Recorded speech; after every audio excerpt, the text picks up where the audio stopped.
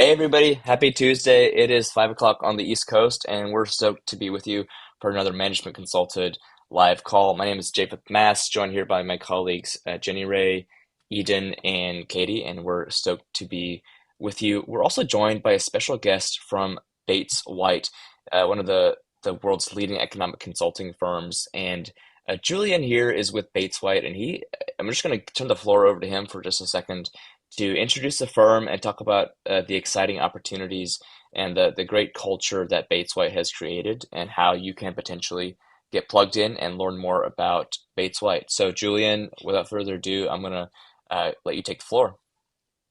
Great. Thanks, JPath. Yeah, hey everyone. Before we learn a little bit about how to pick the best consulting firm for you, I'd love to tell you a little bit more about my firm, Bates White.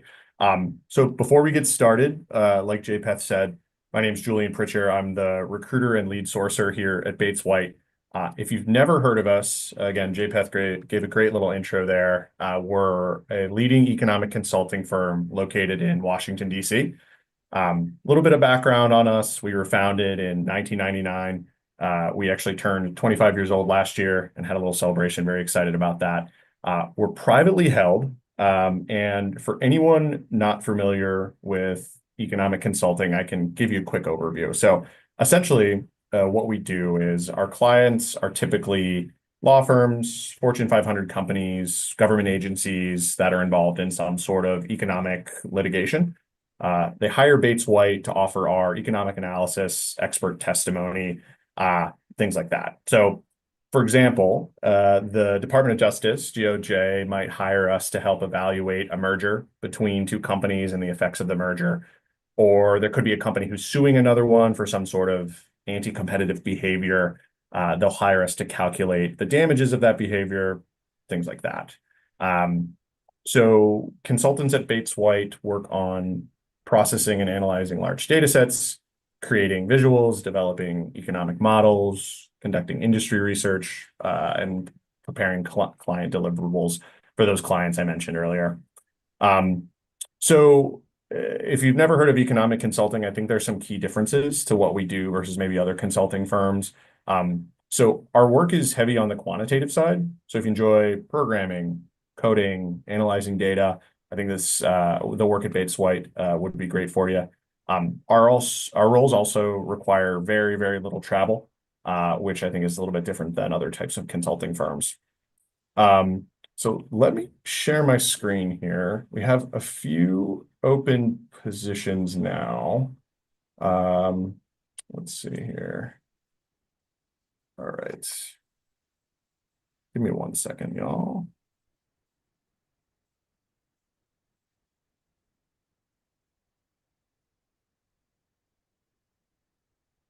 Try to make this full screen.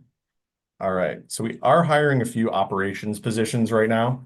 As you can see listed here, things on the technical services side and the security side, a practice manager on the client Hey, services Julian, we're not side. we're not able to see your screen right now. You might have shared a different one, a different tab or a different Oh, you know screen. what?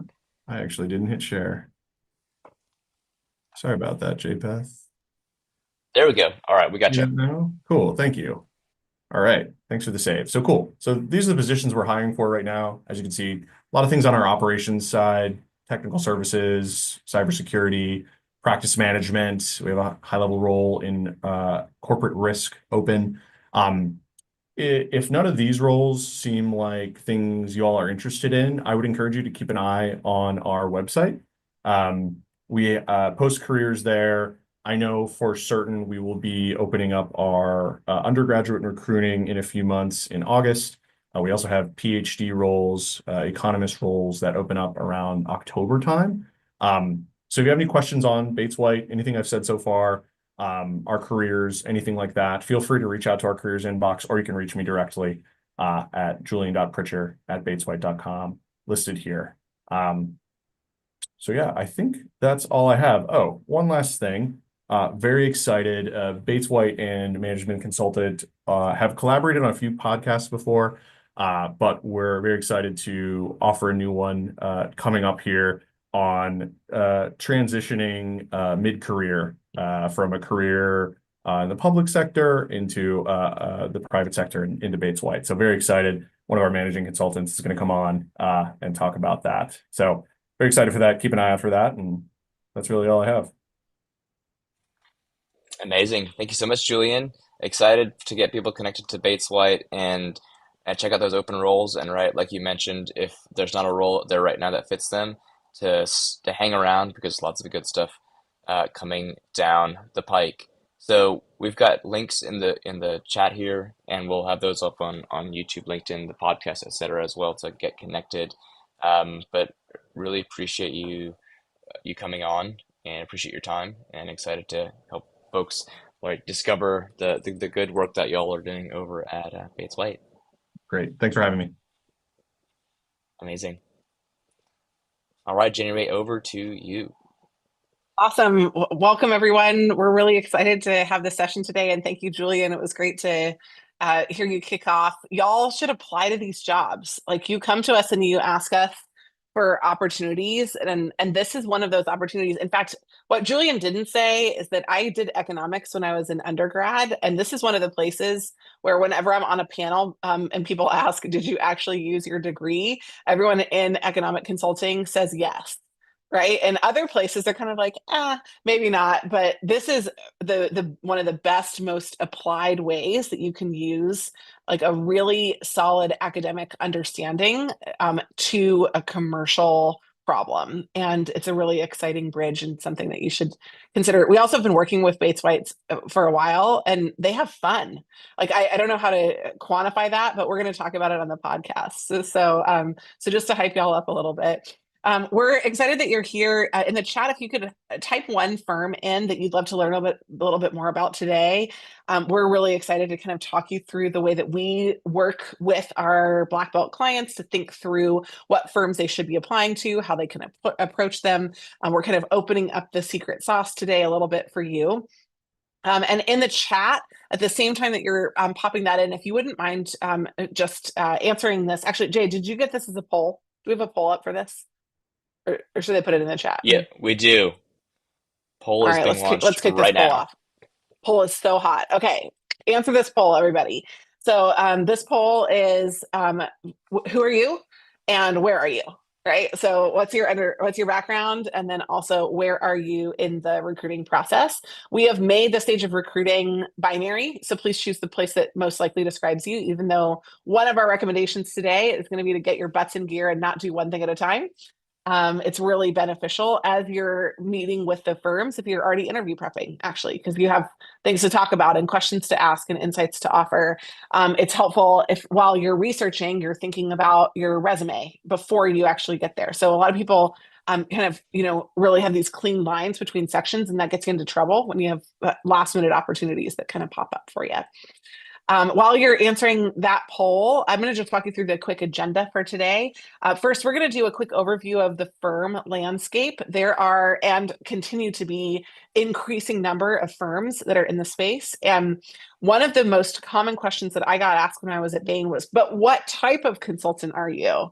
And then I would say, I'm at Bain. And Bain in the consulting world, it's kind of a big name. And when you're talking to a guy that works at McDonald's, he does not know who Bain is, right? It is not a consumer oriented name. Take that and multiply that in the last 20 years since I've been doing this times the number of boutique firms that have come up, the exponential growth in the consulting space, and you have a really confusing landscape. So we're going to talk about that.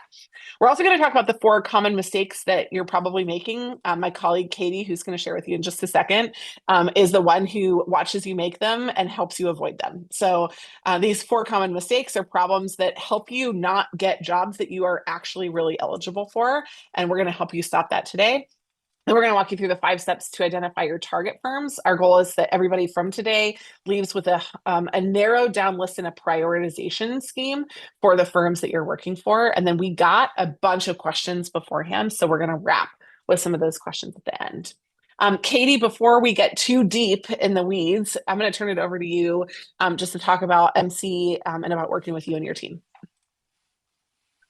Thanks, Jenny Ray, Japheth, and Julian. I think this is going to be a great session for everybody. This is going to help you figure out a guide that fits you best. So what do we offer at Management Consulted? We have the very basic resume and cover letter edits from our expert editors. We have our most popular program, which is the Black Belt program, and then our most premium package, which is the Super Prep program. Now, let me tell you a little bit of like a fun fact. Candidates who get offers do at least 22 cases. And what does that mean? That means that they committed to the process. With our Black Belt program, you will have 8 sessions with an expert ex-MBB coach to help guide you through that process and come out the other side ready to interview. And that's why they get offers. Now, we can't guarantee an offer, but we can get you to the interview if you commit to the process. So if you're ready to commit now, our March cohort closes tomorrow. So you can scan the QR code here and purchase. Or if you're not quite sure yet what you need, you can book a call with me, also at the QR code or in the link that I'll share in the chat. Back to you, Jenny. Thank you. What Katie didn't say is that she was a black belt and she went to That's BCG and right. she's back again. Yeah. No, but seriously, like it's helpful for y'all to know that that like we actually have a lot of Yes, belief in this I'm a process. testament to it as well. Yes. So Katie, thank you. One of the first things that you get to kick off with Black Belt or Super Prep is a one-on-one session with Katie, where she'll do a lot of what we're doing as a group today with you there. Let me just quickly share the results from the poll. And I just want to share with everybody, we've got a big mixture of folks that are here today. Undergrad, MBA, working pro, and then, there probably actually are a few of you that are from firms or other places that aren't necessarily even job seeking, but I'm guessing that you're in that working pro category if you filled in the poll. And then the stage of recruiting that you're in, right? So research, networking, and interview. Again, like a pretty wide variety, but as you can see, a lot of you are earlier on in the process, at least right now, and that's fine. One of the things that we talked about on a call earlier today is that if you're recruiting for 2026 opportunities, you're probably already a bit behind. We've seen people recruiting for the last few months from that. And so we want to make sure that today is kind of the last day that we talk about all of the options that are on the menu, and we really get you to make a choice and start to get to work, because a lot of you are putting off the process and that's not necessarily going to help you. So let me just kick off by saying there are 3 major project types inside consulting and therefore 3 major types of consulting. And I want to asterisk this by saying what economic consulting is, what Bates White talked about earlier, is actually outside of this. Because economic consulting is one of the only forms of consulting where the action isn't you, the client, should do something. The action is legal testimony. And so that's kind of an asterisk that's outside of this category. The 3 areas, strategy really asks the core question, what should you do? Should you buy this company or that company? Should you roll out this product? Should you price it at X, Y, or Z? Operations is how should you do it? Right. So how should we move our products from A to Z? Where should we manufacture? And then the tech questions are what will enable best practices? What technology systems, technology testing processes are going to get us where we want to go over time? So I'm going to ask you now to fill in the second poll of the call. Again, those of you that are not on Zoom but are joining us from YouTube or LinkedIn or other places, you can pop your answer into the chat. But the question is, which type of consulting firm do you think or which type of consulting is the largest, not firm? We're going to get to firms in just a second. So which type of consulting do you think is the largest? Y'all are answering really quickly, so I'm going to give you about 5 more seconds to finish your answers and get those in. And then I'll close the poll. Yeah, great. Thank you. Amazing participation. Awesome. Okay. So we had you say you think that 61% said strategy is the largest, then operations, and then tech. Strategy is the smallest segment inside the consulting space. So like good news and bad news, but kind of a big shock to a lot of people, reinforces the challenge of getting into some of the strategy firms, because one of the things that is very true about them is that they don't have the most applications overall. Actually, tech has the most applications for positions, but strategy firms have the highest rate of application per spot, right? So it's the most competitive space out of the three. It's obviously a lot of what we talk about here, both because that's our experience and also it's because of what a lot of you are interested in. But a lot of what we want to share with you today are the other types of consulting outside of strategy. So about 50% of the work that's out there in the world is operations consulting. How do you get from X to Y? And then tech consulting, actually, when we first started doing this, tech consulting was around 5 to 10% of the overall revenues in the space, and it's grown to almost half. So a lot of opportunities that y'all don't know about are in the spaces that you think are the smallest, but they're actually larger. Like we're talking 10x larger by opportunity. And they're also much more open for you to begin a career. So when you're thinking about switching, or if you have a specific interest in getting into consulting, these are some of the prime places that we and our team would recommend that you start to look. There are 4 categories. Firms fall into what we would consider to be one and only one of the 4 categories. So MBB is the one category, the strategy firms that really are the hallmark of the industry. When somebody at the Wall Street Journal calls us and says, hey, we've got this question about consulting, MBB are the places where people start to think about it. The big 4 are the next size. The consulting arms of the big 4 are actually larger, sometimes by like 2 to 5x of the MBB firms. So the strategy arms alone of the big 4 firms, which are international behemoths, some of the largest professional services firms in the world, are larger themselves than the MBB firms. Then you have what we would call the big boutiques. This is boutiques with over 200 people that have regular hiring, internships, often more than one office, although sometimes the offices are simply a little bit larger.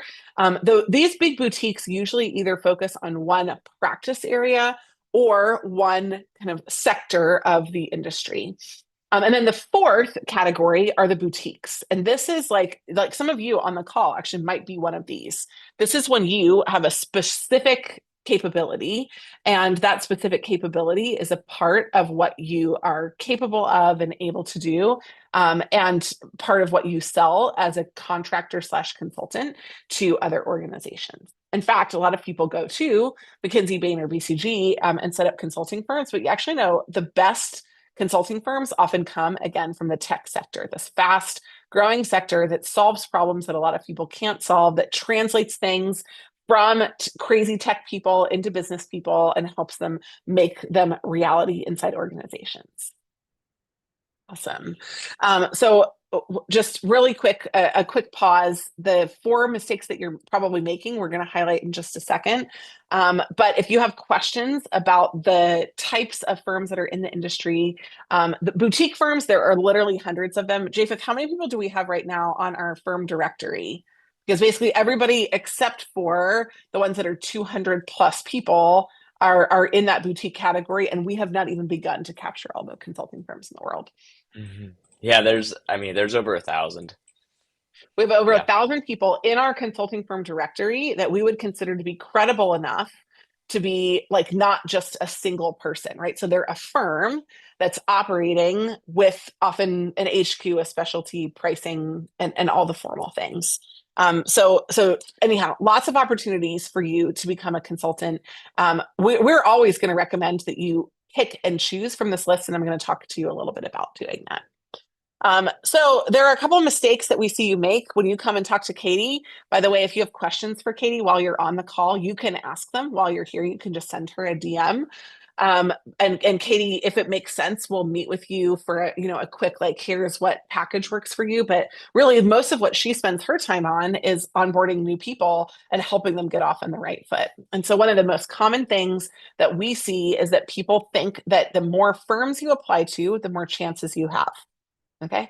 And that often would make sense if the firms looked equally at every application, including the blindly submitted ones. Now, it is definitely true that when you blindly submit an application, you can get an offer, an interview, an offer, and a job, right?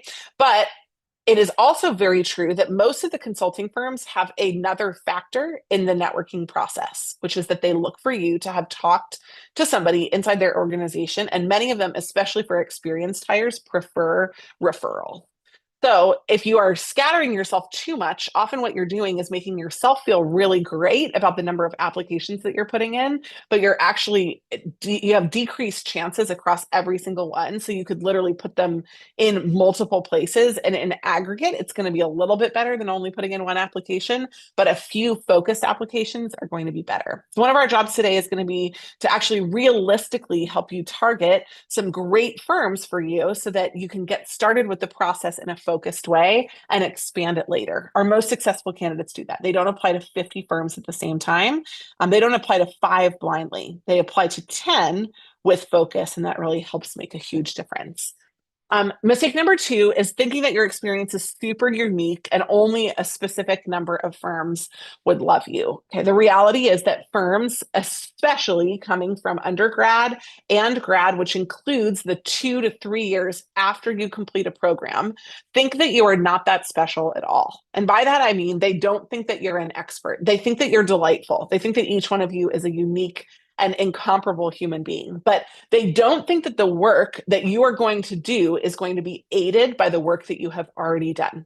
So a lot of you think that you're more special in terms of the job market than you actually are, right? So that brings me to mistake number 3.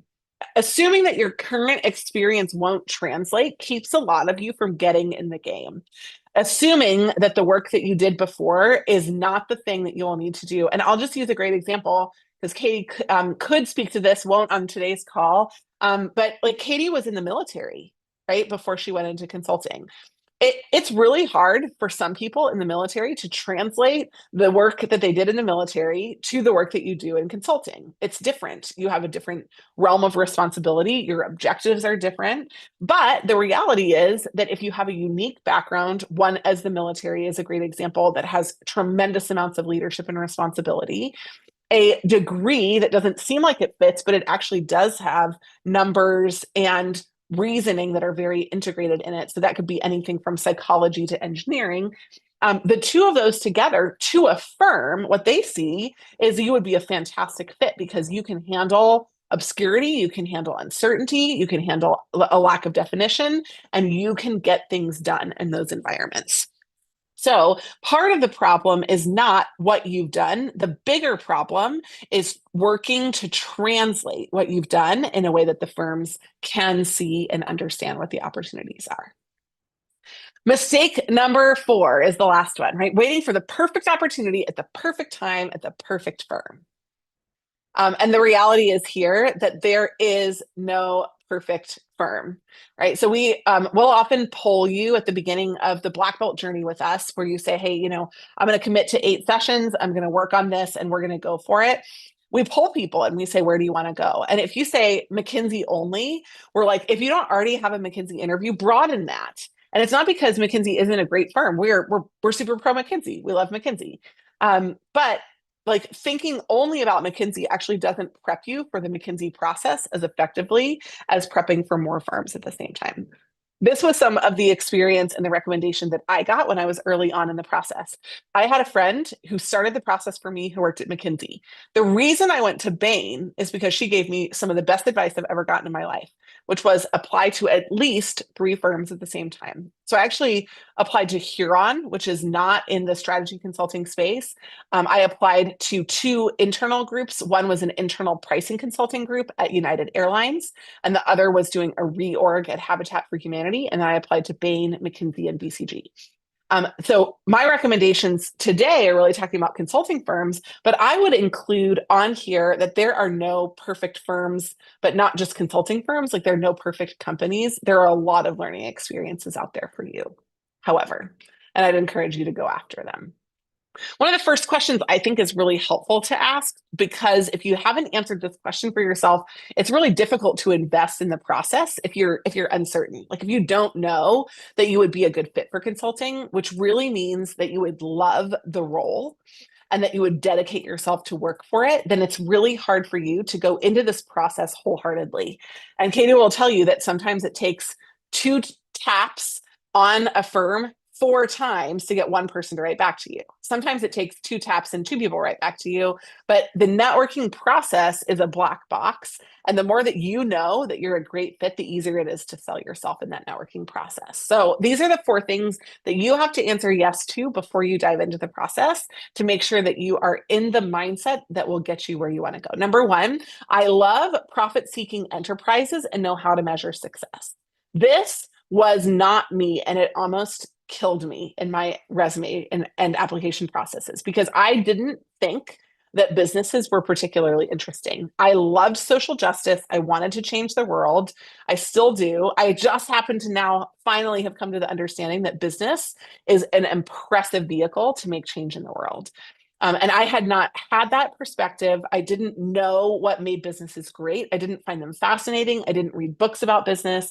I didn't read pop culture reasoning about business. I didn't have businesses that I loved. It made it very difficult for me to go get a job that was helping the very businesses that I didn't love in the first place. So really falling in love with the business world is step number 1 to get you on the pathway to get excited about consulting. Because if you do that, you're going to make a difference. Just last night, news broke that Southwest Airlines, did you guys hear this? Is no longer going to offer their 2 free bags on every flight for every ticket. It was huge news. In October of last year, Naman, our COO, and I were on a Business Breakdowns podcast recording. It's on our podcast. You can go listen to it.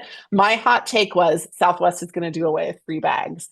And on the call, Naman was like, it's not going to happen. It's too sacrosanct. Like they won't change it. And I just said, I've been following Southwest. I love them. When I experience them as a consumer, I don't just think about them as a consumer. I think about their business. I think about their credit cards. I think about why someone would sign up for their credit cards. And I noticed that they're the only airline that doesn't offer free bags. And I went and looked it up and I said, hey, isn't that interesting? They are like not even on the map in terms of the percentage of penetration for their credit cards in society. So I just said, I think they're going to do it so that they can drive subs up for the credit cards. This is my hot take. And Naman literally laughed at me in my face, but I fell in love with business first. And then I became interested in how to optimize what businesses are doing. The Southwest story is just a little example of how I still apply that today.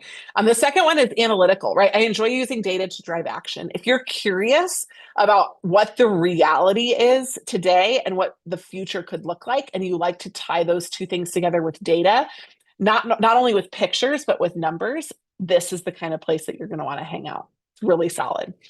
Number 3, you're politically savvy, not like Republican, Democrat, Labor, conservative political, right? But politically savvy in terms of your ability to work with very different people to get things done.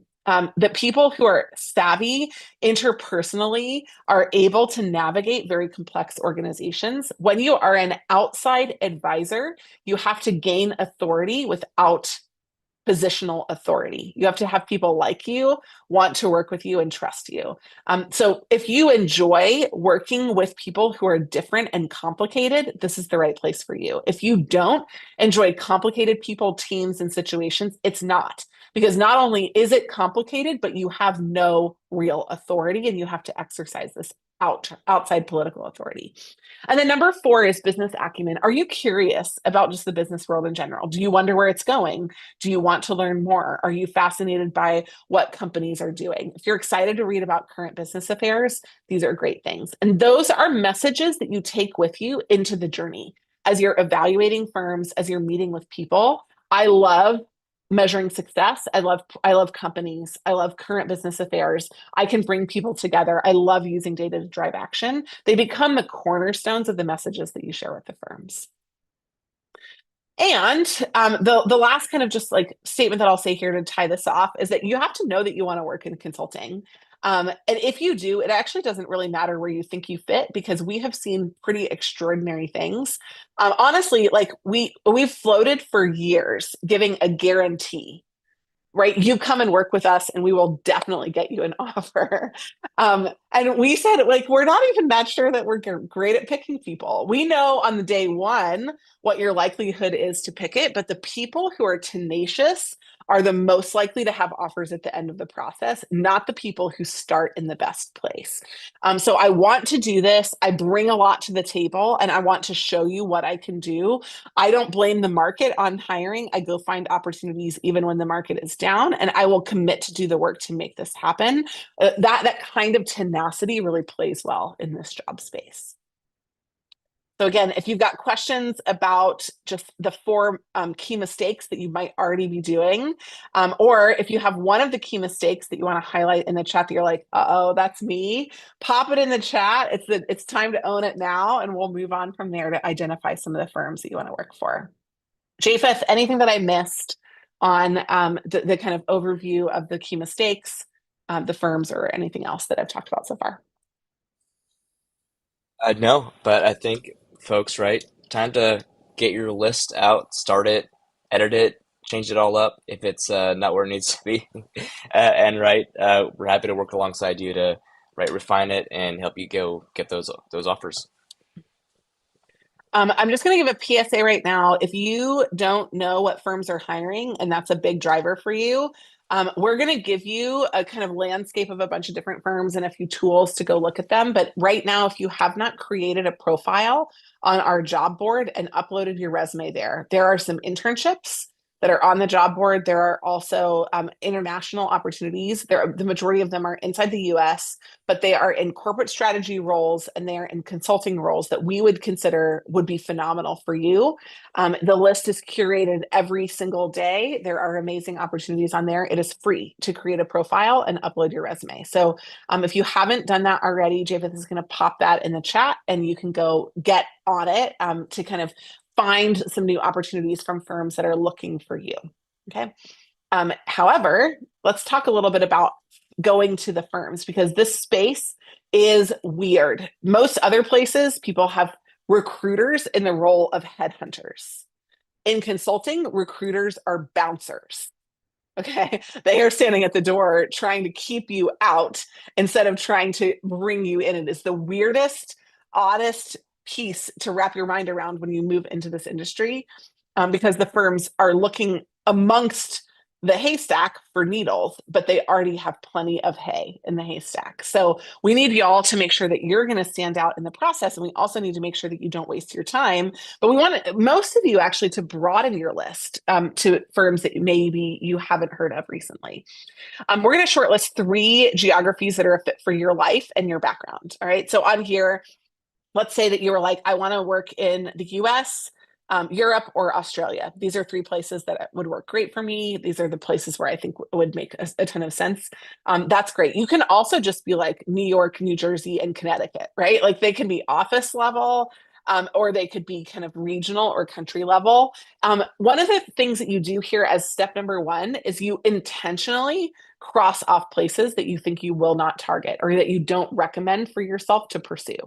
That the function simply of doing that actually begins you on the journey of moving you toward where you're more likely to work. But starting with office locations is one of the filters before you actually go get contacts to figure out the firms. So knowing where the office locations are, both firms that have offices in those places and also amongst those places that you'd really be excited to live are great. Number 2, let your industry and functional experience direct you to some great firms and opportunities. This is the way that we think about the landscape that I think is maybe even a little bit more helpful than MBB, Big Four, et cetera, because it maps directly to what you've done before. So one industry, multiple practice area, a few examples of those are LEK, Google, and Capital One. And here are great examples. If you came from healthcare or life sciences, LEK is going to be a phenomenal place for you to go. Because even though they have burger cases and supply chain cases, they really mostly focus on pharma and life sciences, and they're really freaking good at it. In fact, they're getting to the point where they will niche you out based on whether you've been in a healthcare environment as a PhD or as a doctor, or whether you've been in a research environment as a PhD or an applied scientist, or whether you've been in the field, like for pharmaceutical sales. They'll segment you out even amongst their practices based on these ideas. So firms that have a strong industry preference are going to naturally hire from people inside that industry, even if you have no consulting experience. Google is another great example, right? If you have tech experience, you're going to fit better in the Google environment. Capital One, financial services. If you have a financial services background, again, wherever you operated inside financial services, Cap One is a great place to go. In fact, recently I had somebody who worked at the back office of an investment bank, and they were like, I don't know if I'd be good for consulting at Capital One. I was like, yeah, apply. They would love to have you. Like, you already know something about the financial services industry. That's a big hurdle at Capital One. Like, go after it, right? That doesn't mean that they actually don't hire people from other places. It just means like get started with places that are the nearest to the work that you've done before. Multiple industries, multiple practices. We're talking Bain, McKinsey, BCG, Deloitte. These are a lot of the firms that are the most attractive to candidates. It also makes it really hard for candidates that don't have consulting experience to prove their way in. When you are an experienced hire with more than 5 years of experience, not having consulting experience can be a deal breaker for some of these firms, right? So like really emphasizing that, especially at the junior levels, or emphasizing work that you've done that is very like consulting at more senior levels, is really attractive. I still remember a conversation I had in a high rise at Bain in Atlanta, in my second year there, with somebody who was like, yeah, like we hire people who worked at other consulting firms into senior levels, but otherwise, like, it's super hard for them to adapt to running teams, running projects, running clients, doing the analytics. Like, they may have led something inside an organization, but the organization was usually bigger and it moved a lot slower. So pulling people over into those spaces is a little bit more of a challenge. Multiple industries, one practice. Kearney is a great example of this, right? Kearney is a supply chain firm. So across manufacturing and other pieces of supply chains in multiple industries, whether it's aerospace or whether it's TMT or whether it's pharmaceutical, Kearney will work across your supply chain portion of the business. So having supply chain experience in corporate or otherwise is a great thing to have there. Accenture does tech revolutions, right? So if you've worked in a tech change management or program management office, those are great fits for Accenture. A&M does turnarounds. So if you've worked in some kind of banking, restructuring, et cetera, turnarounds can be super helpful. One industry, one practice are the most limited. A lot of our boutique firms start out this way. That's the most narrow place where they would really love for y'all to come on board with some background experience. So, the reality is that you have the most openings in all of the ones that have one industry, one practice. The ones that have multiple industry and multiple practices really are the best fits for people who have consulting experience already. But still lots of opportunity for you if you want to transition in.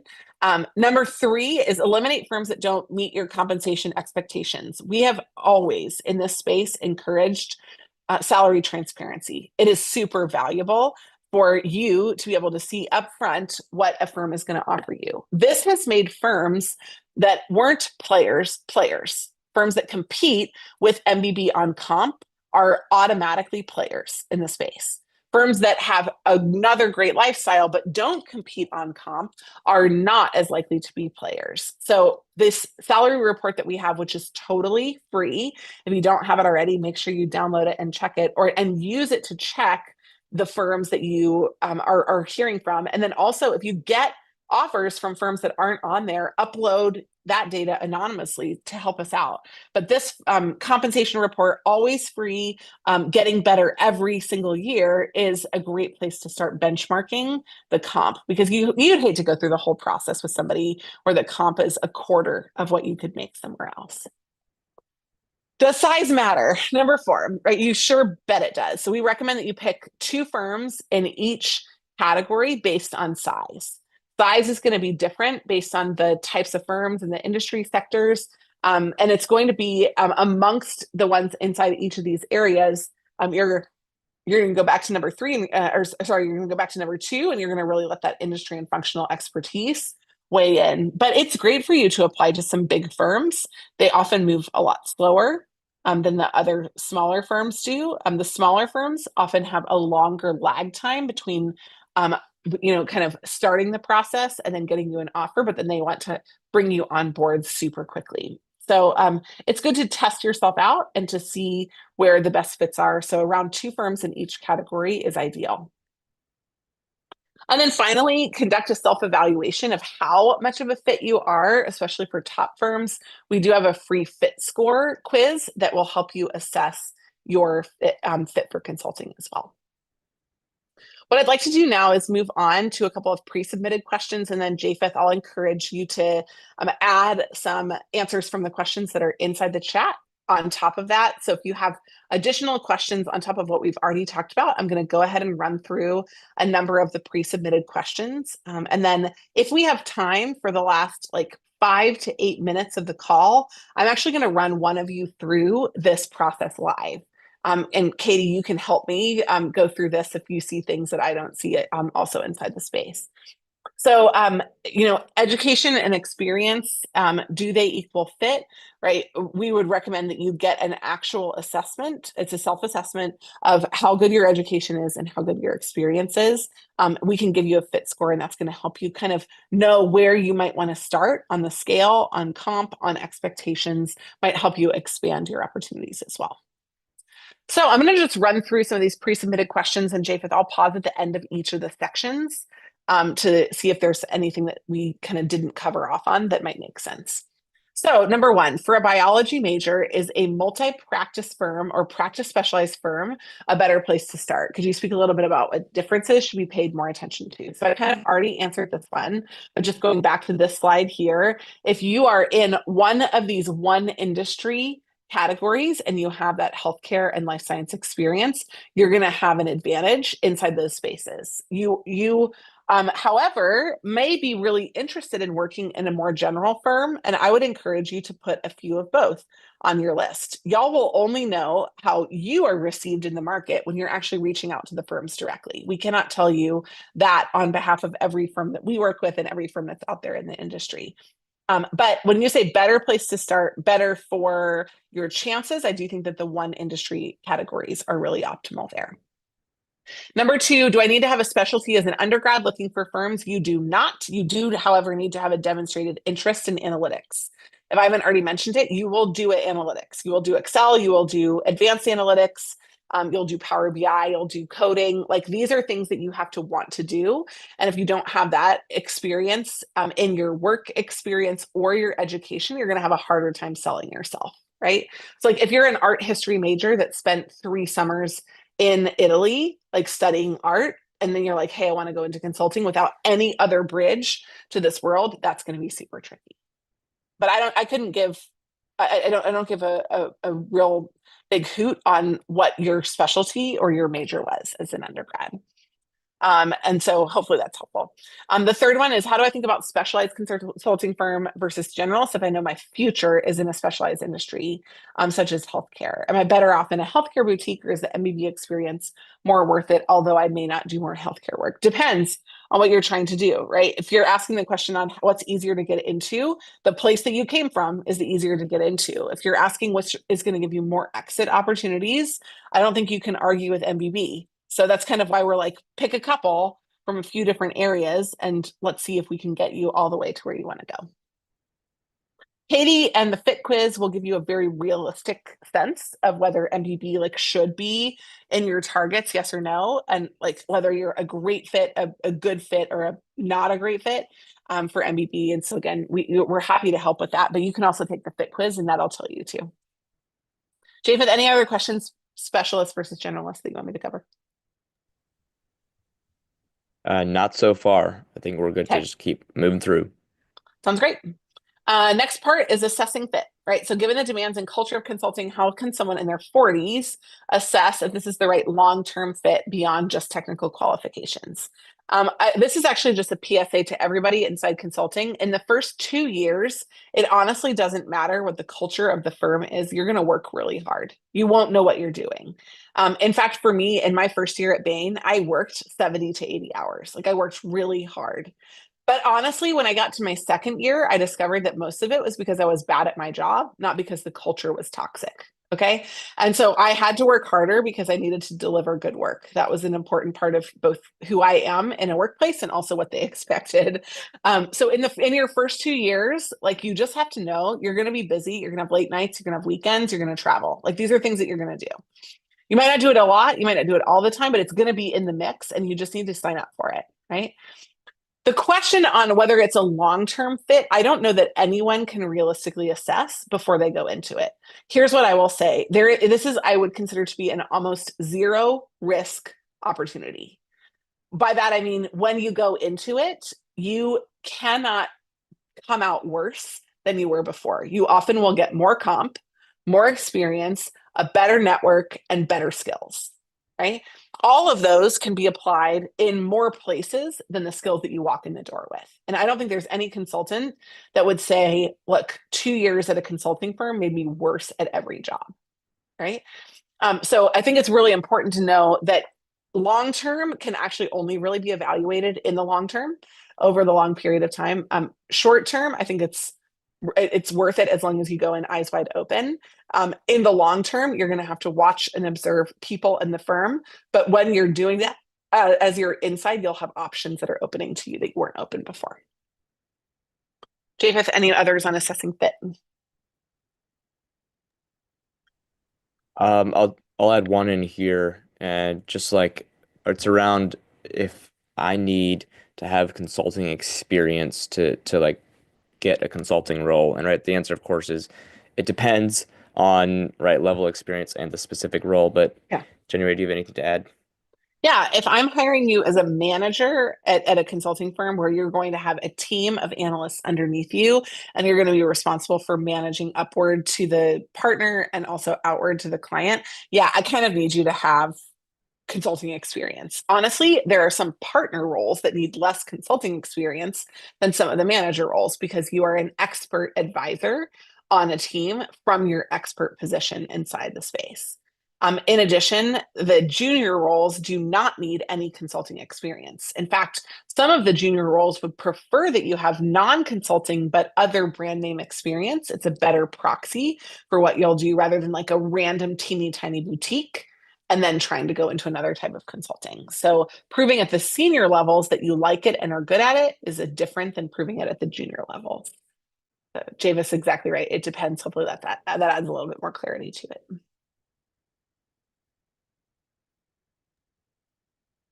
Great. Let me go on to the next section of questions. So the next one is around hiring. How are recent political changes such as DOGE and shuttering USAID impacting hiring and consulting? I would suggest that Booz Allen Hamilton is not hiring very rapidly right now, right? They're 98% of their contracts are government contracts. They're going to be impacted for sure, right? So Booz is a great firm, but Booz Allen Hamilton is super exposed. McKinsey has almost no exposure to the space. And so there are some firms who have more exposure than others. Government consulting is a very small part of consulting revenues. No, it doesn't matter what the firm is, but for firms that have very diverse practices, other than Booz Allen Hamilton, it's a really small part of it. It will impact it. The federal government is looking, especially on like strategy questions, to definitely cut back. They're also looking to amplify spending for tech transfer and technology adoption. And that work, the tech work, is going to be fueled on the consulting side. So far, we've seen basically no major impact. And the firms are hiring and they're not slowing down. So, that's always the proxy for us. If Bates White says that they're hiring, they're hiring. Bates White works a lot with the federal government, bringing action and also with like adjudicated matters in the federal government. But Bain is doing snap bid hiring right now. We've never seen it before. If Bain was really worried about DOGE and federal, they wouldn't hire anybody at the moment. They would freeze all their hiring. So I think we're actually in a really good place economically from the firm standpoints. Any other questions about hiring, Jake? Now we got one question about when to apply. So a junior graduating in 2026, should he apply to internships or just full-time roles? Yeah, if the firm has internships that they open to 2026 roles, then you're good. But you're late. Like most of the applications for you were in 2024. And the interns were selected last summer for most of the roles.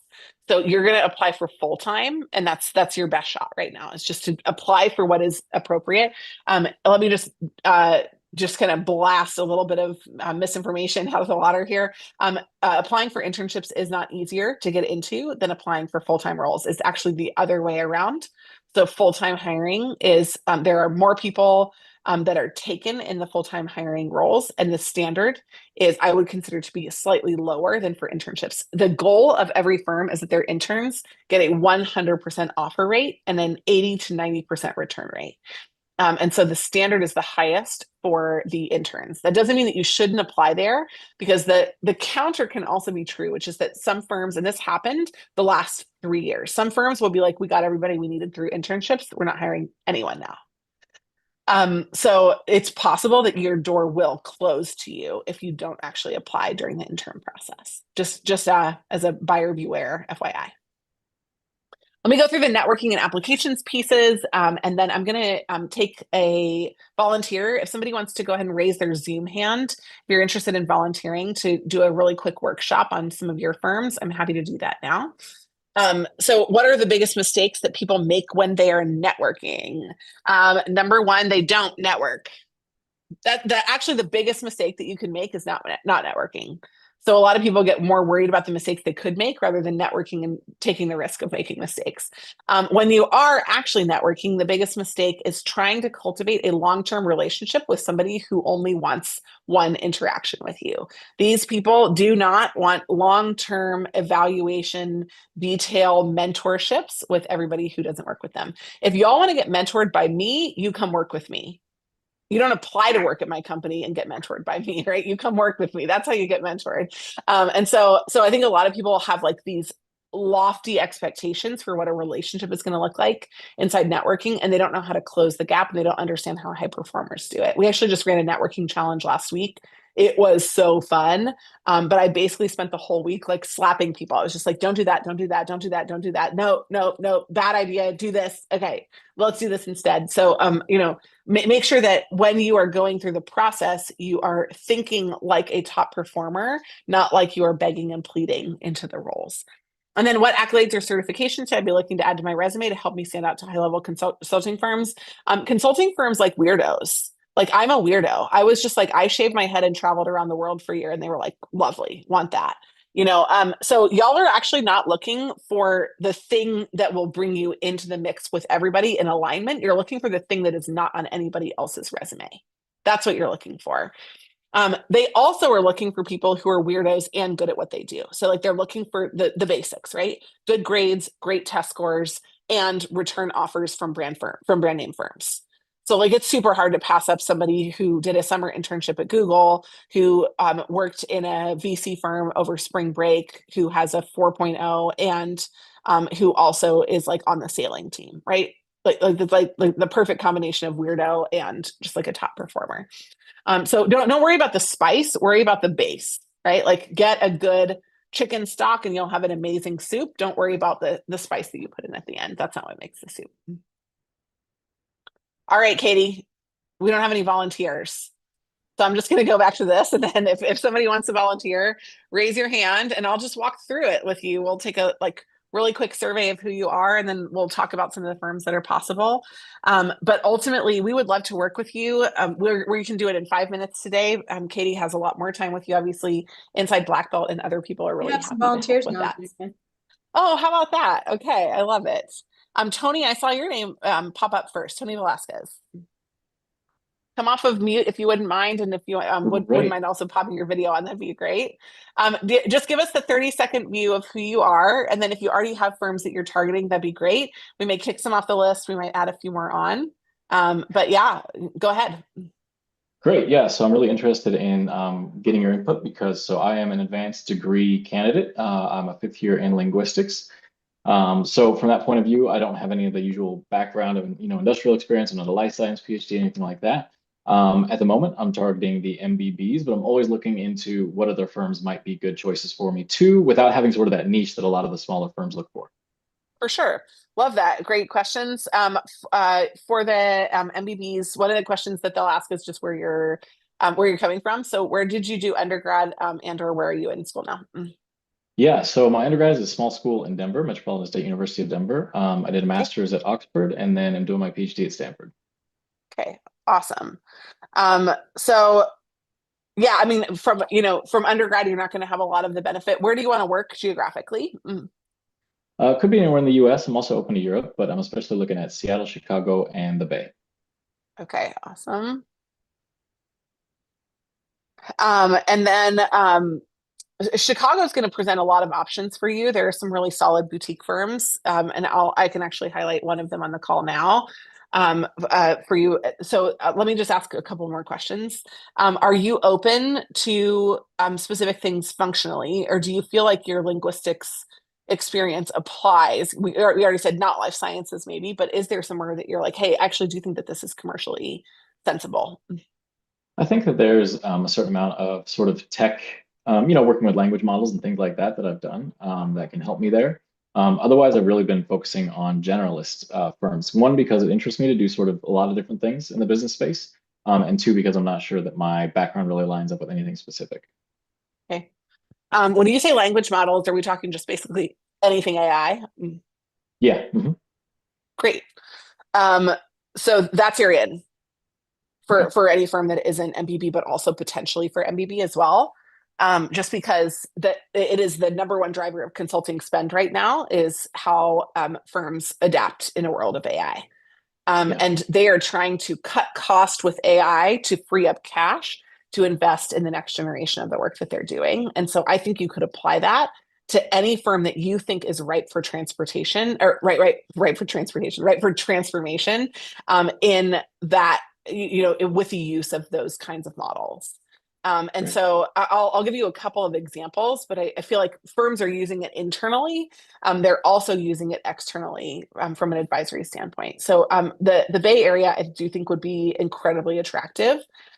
So I'd probably focus on that. Chicago, you're going to find a lot more of your supply chain oriented firms.